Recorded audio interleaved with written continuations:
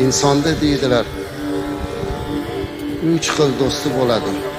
Bir do'sti uni joni chiqquncha, ikkinchi do'sti qabrga borguncha, uchinchi do'sti qiyomatgacha. Joni chiqquncha bo'ladigan do'sti qaysi do'st deganlarida, joni chiqquncha bo'ladigan do'st uning moli dunyosi. Chunki olamdan o'tganimizdan keyin moli dunyo bizniki emas. Bu endi merosxo'rlarki. Qabrigacha boradigan do'st kim? Bu uning farzandlari, aqrabo, yaqinlari. Qabrgacha boradi, lekin uni yo'g'iga hech kimda had yo'q. Ming yaxshi ko'rsa ham, jonim fido otam, onam desa ham, oxirgi manzili mana shu qabr, amallar sondig'i. Ammo uchinchi do'st bor.